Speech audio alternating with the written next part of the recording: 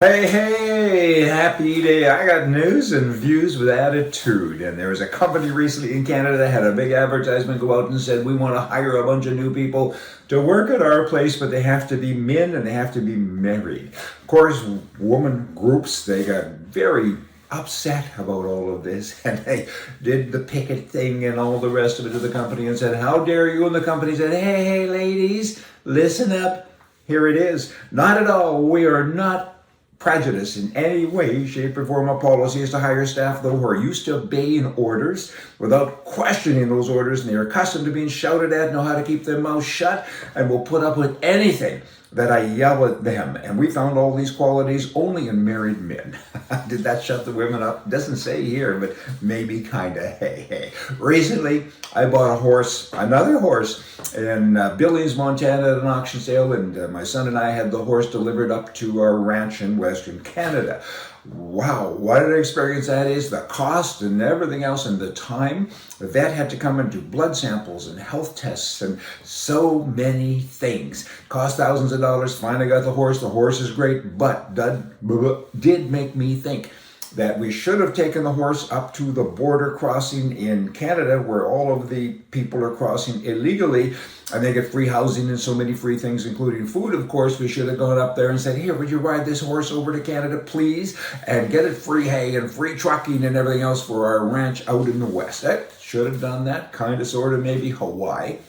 Keep it up here, are we? Hawaii. Have you been there, lady? And when you do next, observe the license plates.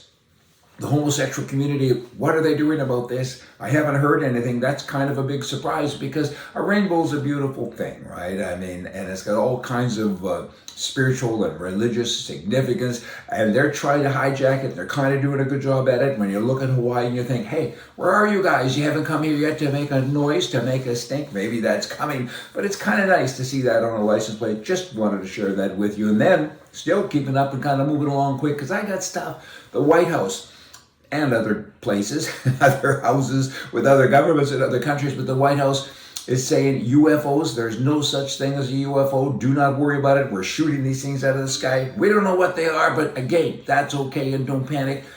You know, what does UFO stand for anyway? It's unidentified flying object. They can't identify it by their own admission. They're shooting them down by their own admission, and they're saying there's no such thing as a UFO.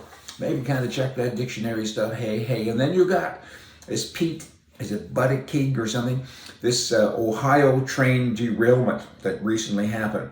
He blamed that on Trump. Who does that? How do you do that?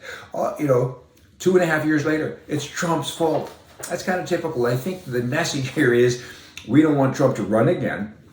We're still scared of him. We're still very concerned. So we need to start the program now. The Russian spy thing and all of that, that's kind of old news. We need to come up with something new. So derailing trains, that's good.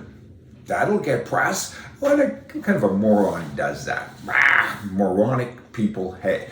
Then, in keeping with leftism and stupidism, because that's kind of what it is, always, saying crazy things, you have these 5 black policemen killed a black man in Memphis. And so many people in the left press are saying it was racial things. What? You got 5, I gotta say it again, 5 black men killed 1 black man. The 5 black men were policemen. And here's what Ben and Jerry's say. They're a progressive left-wing bunch of wackos that run an ice cream place, right? I would never have ice cream at Ben and Jerry's, ever. Anyway, here's what they said, out of Vermont.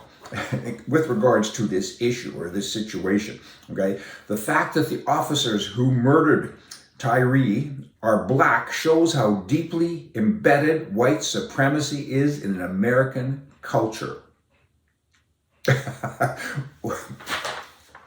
What does that mean? Nobody knows. I mean, that is just so crazy. Black on black, and it's our fault. Good grief. Hey, y'all come back. See ya.